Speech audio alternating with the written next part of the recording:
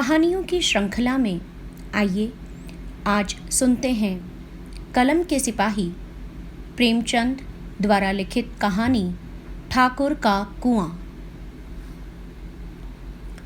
जोखू ने लोटा मुंह से लगाया तो पानी में सख्त बदबू आई। गंगी से बोला, यह कैसा पानी है, मारे बास के पिया नहीं जाता। गला सूखा जा रहा है और तू सड़ा हुआ पानी पिलाए देती है। गंगी प्रतिदिन शाम को पानी भर लिया करती थी। कुआं दूर था, बार बार जाना मुश्किल था। कल वह पानी लाई तो उसमें बू बिल्कुल न थी। आज पानी में बदबू कैसी? लोटा नाक से लगाया तो सचमुच बदबू थी। ज़रूर कोई जानवर कुएं में गिरकर मर गया होगा, मगर दूसरा पानी आवे कहाँ से? ठाकुर के कुएं पर कौन चढ़ने देगा? दूर से लोग डांट बताएंगे। साहू का कुआं गांव के उस सिरे पर है, परंतु वहां भी कौन पानी भरने देगा? चौथा कुआं गांव में है नहीं। जोखू कई दिनों से बीमार है। कुछ देर तक तो प्यास रोके चुप पड़ा रहा, फिर बोला, अब तो मारे प्यास के रहा नहीं जाता। ला थोड़ा पानी नाक बंद करके पी लूं। गंगी ने पानी न दिया। खराब पानी पीने से बीमारी बढ़ जाएगी, इतना जानती थी, परंतु यह न जानती थी कि पानी को उबाल देने से उसकी खराबी जाती रहती है।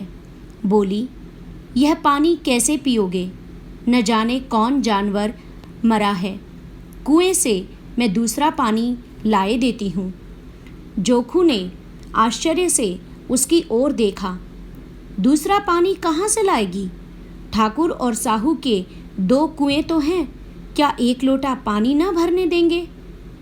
हाथ पांव तुड़वा आएगी और कुछ न होगा। बैठ चुपके से।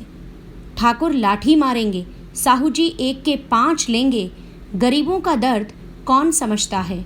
हम तो मर भी जाते हैं तो कोई दुआर पर झांकने नहीं आता। कंधा देना तो बड़ी बात है, ऐसे लोग कुएं से पानी भरने देंगे? जवाब देती, किंतु उसने वह बदबूदार पानी पीने को न दिया। रात के 9 बजे थे। थके मांदे मजदूर तो सो चुके थे। ठाकुर के दरवाजे पर 10-5 बेफिक्र जमा थे। मैदानी बहादुरी का तो अब ज़माना न रहा है, न मौका। कानूनी बहादुरी की बातें हो रही थी। कितनी होशियारी से ठाकुर ने थानेदार को एक खास मुकदमे में रिश्वत दे दी और साफ निकल गए। कितनी अक्लमंदी से एक मार्के के मुकदमे की नकल ले आए। नाजिर और मोहतमिम सभी कहते थे, नकल नहीं मिल सकती। कोई 50 मांगता, कोई 100। यहाँ बेपैसे कौड़ी से नकल उड़ा दी। काम करने का ढंग चाहिए। इसी समय गंगी कुएं से पानी लेने पहुंची। कुप्पी की धुंधली रोशनी कुएं पर आ रही थी। गंगी जगत की आड़ में बैठी मौके का इंतज़ार करने लगी। इस कुएं का पानी सारा गांव पीता है, किसी के लिए रोक नहीं, सिर्फ ये बदनसीब नहीं भर सकते। गंगी का विद्रोही दिल रिवाजी पाबंदियों और मजबूरियों पर चोटें करने लगा। हम क्यों नीच हैं और ये लोग क्यों ऊंचे हैं? इसलिए कि ये लोग गले में तागा डाल लेते हैं।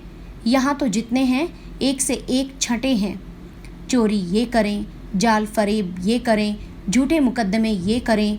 अभी इस ठाकुर ने तो उस दिन बेचारे गडरिये की एक भेड़ चुरा ली थी और बाद में मार कर खा गया। इन्हीं पंडित जी के घर में तो 12 मास जुआ होता है। यही साहू जी तो घी में तेल मिलाकर बेचते हैं। काम करा लेते हैं, मजूरी देते नानी मरती है। किस बात में हमसे ऊंचे? हाँ, मुंह से हमसे ऊंचे हैं। हम गली गली चिल्लाते नहीं कि हम ऊंचे हैं, हम ऊंचे हैं।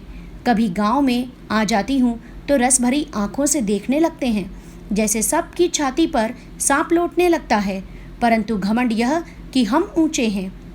कुएं पर किसी के आने की आहट हुई। गंगी की छाती धक धक करने लगी। कहीं देख लें तो गजब हो जाए, एक लात भी तो नीचे न पड़े। उसने घड़ा और रस्सी उठा ली और झुककर चलती हुई एक वृक्ष के अंधेरे साये में जा खड़ी हुई। कब इन लोगों को दया आती है किसी पर। बेचारे महंगू को इतना मारा कि महीनों लहू थूकता रहा, इसलिए कि उसने बेगार न दी थी। उस पर ये लोग ऊंचे बनते हैं। कुएं पर 2 स्त्रियां पानी भरने आई थीं। इनमें बातें हो रही थीं। खाना खाने चले और हुक्म हुआ कि ताज़ा पानी भर लाओ, घड़े के लिए पैसे नहीं हैं। हम लोगों को आराम से बैठे देखकर जैसे मर्दों को जलन होती है। हाँ, यह तो नहीं हुआ कि कलसिया उठाकर भर लाते, बस हुक्म चला दिया कि ताज़ा पानी लाओ, जैसे हम लौंडिया हों। लौंडिया नहीं तो और क्या हो तुम, रोटी कपड़ा नहीं पाती, 10-5 रुपए छीन झपट कर ले ही लेती हो। और लौंडिया कैसी होती हैं। मत लजाओ दीदी, छिन भर आराम करने को जी तरस कर रह जाता है। इतना काम किसी दूसरे के घर कर देती तो इससे कहीं आराम से रहती, ऊपर से वह एहसान मानता। यहाँ काम करते करते मर जाओ, पर किसी का मुंह ही नहीं सीधा होता। दोनों पानी भर कर चली गईं तो गंगी वृक्ष की छाया से निकली और कुएं के जगत के पास आई। बेफिक्र चले गए थे। ठाकुर भी दरवाज़ा बंद कर अंदर आंगन में सोने जा रहे थे। गंगी ने क्षणिक सुख की सांस ली।